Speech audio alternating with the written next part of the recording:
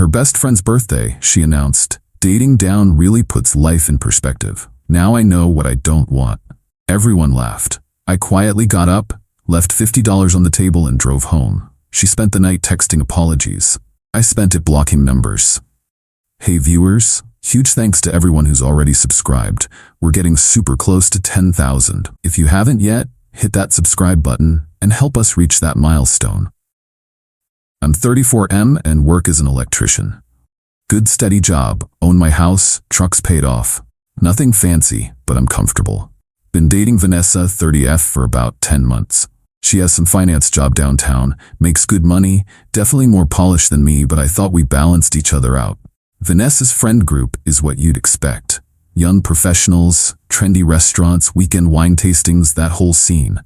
I've hung out with them maybe 6 times total. They're polite to me, but there's always this underlying vibe that I don't quite fit. Last Saturday was her best friend Lauren's 29th birthday. Big dinner at some upscale steakhouse downtown, maybe 12 people total. Lauren specifically requested I come, which I thought was nice. Should have been a red flag. Thing is, I've noticed little comments from this group before. 3 months ago at a wine bar, someone made a joke about me being the token blue-collar guy. 2 months ago at a dinner party, Lauren asked if I'd ever considered advancing my career beyond manual labor. Last month, Vanessa's coworker mentioned how refreshing it was that she was exploring different types of people. I ignored it all, figured they just didn't know many tradesmen. Vanessa always seemed embarrassed by their comments and would change the subject. We get to the restaurant around 7 p.m. Nice place. Cloth napkins, wine list thicker than a phone book. I'm wearing my good shirt and jeans, everyone else is in business casual or better. The usual dynamic, but I'm used to it by now. Dinner starts fine. Good food, normal conversation about work and weekend plans. I mostly listen, contribute when someone asks me something directly. Vanessa seems relaxed, keeps including me in conversations. Around 9 p.m. we're finishing dessert, and Lauren stands up with her wine glass. Time for the birthday speech. I just want to thank everyone for being here tonight. This has been such an amazing year, and you guys are the best friends a girl could ask for. Standard birthday stuff. People are smiling, raising their glasses. I've learned so much about myself this year, especially about relationships and what I want in life.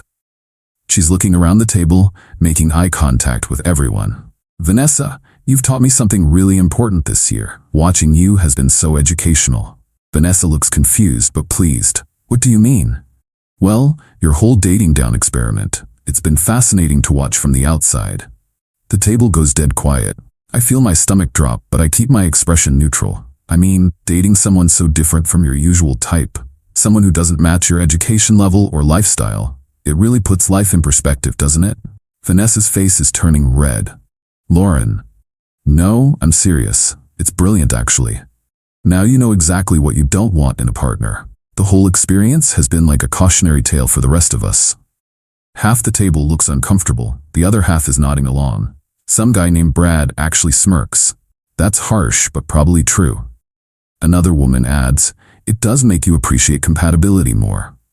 I'm sitting there processing that I've apparently been a 10-month social experiment while her friends discuss me like I'm not here. Lauren raises her glass higher. So here's to learning experiences and knowing your worth. Thanks for showing us what settling looks like, V. Really educational stuff. Everyone's looking between me and Vanessa now. Vanessa looks mortified, but she's not saying anything to defend me. Just sitting there frozen while her friends toast my humiliation. I calmly reach into my wallet, pull out 2 20s and a 10, and place them on the table next to my plate. The entrees were around $35. This covers my meal with tip. Happy birthday, Lauren, I say, standing up. Thanks for the education. I walk out of the restaurant without hurrying. Don't make a scene, don't slam doors, just leave with whatever dignity I have left. Get to my truck and sit there for a minute. 10 months of my life. 10 months of thinking I was in a real relationship while apparently being someone's slumming experiment. The casual cruelty of having it announced like entertainment is staggering. My phone starts buzzing before I even get home. Vanessa calling. I decline. Text. Mike, please don't leave like this. Another call. Decline. Text. Lauren was drunk, she didn't mean it. Another call. I turn my phone off, get home, crack a beer, and think about the last 10 months. All those comments I brushed off. All those times I felt like a curiosity instead of a boyfriend. All those moments when I wondered if I was imagining the condescension. Turn my phone back on around 11 p.m. 19 missed calls from Vanessa. 26 text messages. Mike, I'm so sorry. Lauren is an idiot. Please don't take this seriously. She's jealous because she's single. Everyone thinks she was way out of line. Please call me back. We need to talk. I'm driving to your house. Why aren't you answering? This is ridiculous. You know I care about you. Don't throw away what we have over something stupid, Lauren said. I start blocking numbers. First her personal phone, then when she tries calling from what's probably a friend's phone, I block that too. Around midnight, I hear a car outside. Look through the blinds and see Vanessa's BMW parked on the street. She walks up to my door and starts knocking. Mike, I know you're in there. Please just talk to me. I don't answer. She keeps knocking for about 10 minutes, then goes back to her car. But she doesn't leave. Just sits there watching my house. She finally drives off around 12:30 a.m. This morning there are flowers on my doorstep with a note. I'm sorry. What we have is real.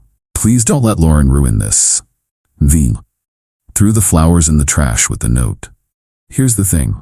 Maybe Lauren was drunk. Maybe she was bitter about being single. But dating down experiment isn't something you make up on the spot. That phrase came from somewhere.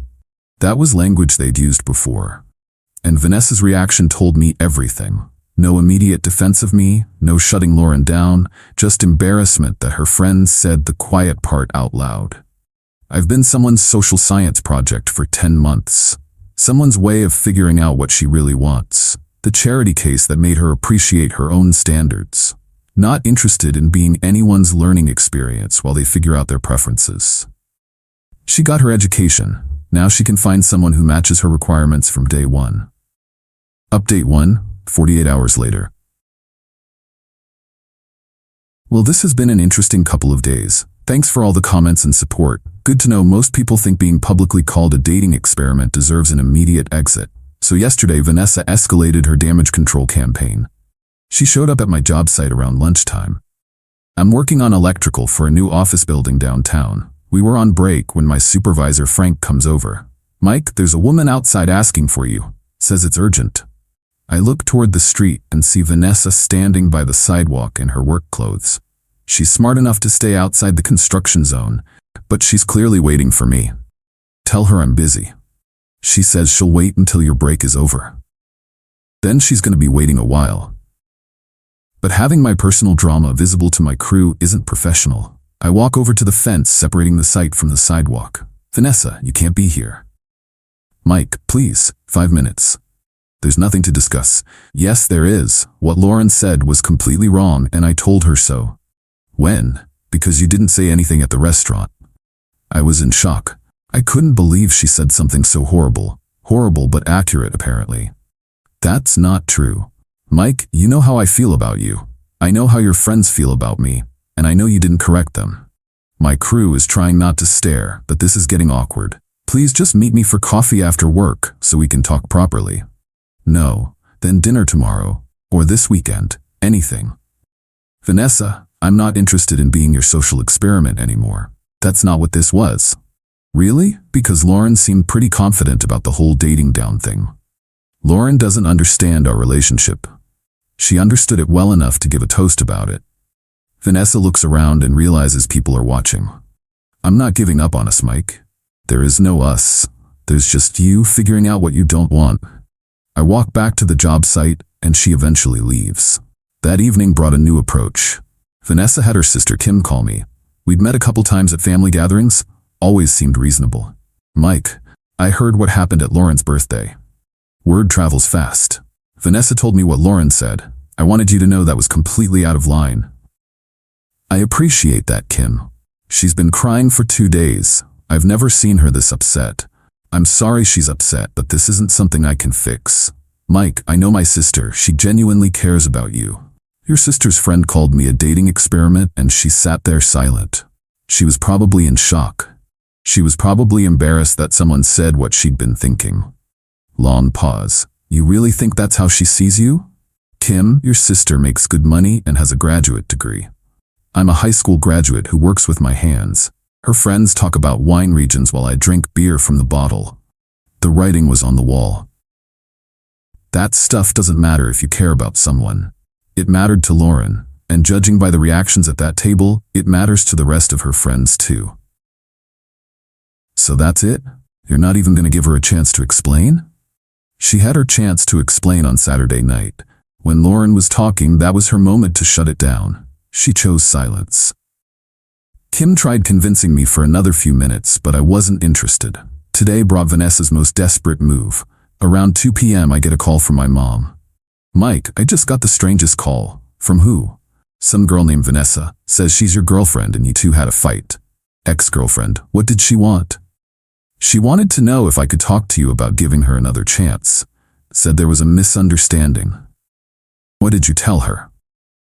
"I told her I don't get involved in your relationships, and she had no business calling me." "Good. How did she even get your number?" "She said you'd mentioned me bringing cookies to your worksite last month, so she called around to electrical companies until she found someone who knew Frank, your supervisor. Frank gave her my number thinking it was an emergency." "That's pretty determined. That's pretty desperate." "Mike, what happened?" I explained the whole situation. Mom listens without interrupting. "So this girl's friend called you a learning experience?" "Pretty much." "And your girlfriend didn't defend you?" "Nope." "Then you made the right choice, honey. You deserve someone who's proud to be with you, not someone using you to figure out what they want." "Thanks, Mom." Although I have to say, calling me shows she's really panicking. That girl must be realizing what she lost. This evening, I get a text from Vanessa's number. "Mike, this is Lauren using V's phone. I owe you a huge apology." I almost delete it, but I'm curious what excuse she's come up with. "What I said on Saturday was completely wrong, and I'm sorry. I was drunk and taking out my own relationship frustrations on you." That doesn't make it okay. "I know. I talked to Vanessa yesterday, and she told me how serious you two are. She's been planning to introduce you to her parents at Christmas." If that's true, funny way of showing it. "Mike, I was wrong about everything. Vanessa talks about you constantly. She's crazy about you."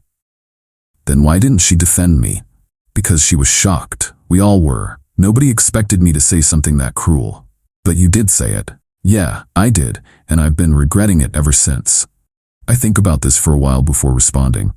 "Lauren, maybe you were drunk and frustrated, but dating down experiment isn't something you make up on the spot. You've heard that phrase before." "You're right. My ex-boyfriend used it about his previous relationship. I was projecting my own situation onto yours." "So this had nothing to do with how she actually feels?" "Mike, Vanessa has never said anything negative about you. Ever." "Then why do I feel like a zoo animal around her friends?" "Because we're snobs who aren't used to someone genuine. But that's our problem, not yours." Long conversation, but it got me thinking. Maybe I misread the situation. Maybe Lauren really was just being drunk and bitter. But then I remember Vanessa's face at the restaurant. The silence when she should have spoken up. Still not sure what to believe. Final update, 1 week later. Time to close this chapter. It's been a week since Lauren's birthday speech, and I've had time to think about everything that happened. After Lauren's apology text, I spent a couple days considering whether I'd overreacted. Maybe she was just drunk and bitter. Maybe Vanessa really was planning to introduce me to her parents. Maybe I jumped to conclusions. Then I started remembering other things. 2 weeks ago, Vanessa mentioned wanting to take a weekend trip to Napa Valley. When I looked up wine tour prices and said it seemed expensive, she got this look and said, "Well, I could probably cover it if you can't afford your share." At the time, I thought she was being generous. Now I realize she was already planning around my financial limitations. Last month, at her office Christmas party, her boss made some condescending comment about blue-collar workers. Vanessa didn't defend me, just changed the subject like she was embarrassed. 3 weeks ago, she suggested I might want to explore some continuing education options to expand my opportunities. When I said I liked my job, she said, "Of course, but don't you want to grow?" Those weren't isolated incidents. They were part of a pattern I'd been ignoring because I wanted the relationship to work. Wednesday, I made my decision. I called Vanessa from work. "Mike, oh my God, I'm so glad you called." "Vanessa, I've thought about everything and my answer is final. We're done." "Mike, please don't say that. I love you. You love the idea of being with someone different, but you don't love me enough to defend me when it matters." That's not fair. I was in shock. Fair is being with someone who sees me as an equal, not a project. You are my equal. Your friend called it dating down, and you didn't disagree. That tells me how you really see this. I'll cut Lauren out of my life if that's what it takes. It's not about Lauren. It's about the fact you agreed with her assessment. I never agreed with anything. Your silence was agreement enough. She kept trying to argue, but I'd made up my mind. Thursday, she tried one last time. Showed up at my house around 7 p.m. with what looked like a prepared speech. I answered the door but didn't invite her in. Mike, I've been thinking about this all week. You're right that I should have defended you immediately. I was wrong to stay quiet. Okay, I want to make this right. I've already told my friends that anyone who disrespects you isn't welcome in my life. Good for you. I want to prove that you matter to me, that this relationship matters. How? However you want. I'll introduce you to my parents this weekend. We can move in together, whatever shows you how serious I am. I looked at this woman I'd spent 10 months with, trying to figure out if she was genuine or just panicking. Vanessa, can I ask you something honestly? Anything. Before Lauren's speech, had you ever thought of our relationship as dating down? She hesitated, just for a second, but I caught it. No, I never thought that. Not even early on? Mike, that's not. Yes or no, did you ever think you were dating below your level? Another pause. Maybe at first I wondered if we were compatible long-term because we're so different. But that changed. When did it change? Months ago. Mike, I fell in love with you. But you did think you were dating down initially. I thought we came from different worlds. That's not the same thing. It's exactly the same thing. You saw me as beneath your level and hoped it would work out anyway. That's not how it was. That's exactly how it was. Lauren just said out loud what you'd been thinking. Mike, please. Find someone who matches your background from the start. Someone who doesn't make you wonder if you're settling. I closed the door, and that was the end of it. That was 4 days ago. No more calls, texts, or surprise visits. Either she finally accepted reality, or she's already moved on to someone more suitable. Yesterday I had lunch with my buddy Tom, who works plumbing. Told him the whole story. Man, I could see this coming from a mile away. What do you mean? Mike, that girl never looked at you like you were her equal. She looked at you like you were interesting, but not like you belonged. You noticed that? We all did. She was nice enough, but there was always this vibe like she was doing charity work. That confirmed what I already knew deep down. I'm doing fine. Better than fine, actually. No more second-guessing myself around her friends. No more feeling like I need to prove I'm worth her time. No more dating someone who saw me as a social experiment. The revenge wasn't elaborate. It was just refusing to be someone's learning experience and walking away with my dignity intact. Lauren's speech was the best thing that could have happened. It showed me exactly how Vanessa and her friends really saw me, and gave me the clarity to end things before wasting more time. Vanessa got her education about what she doesn't want. Turns out, she doesn't want someone who has enough self-respect to walk away when disrespected. Next time I'll find someone who sees dating me as moving up, not down.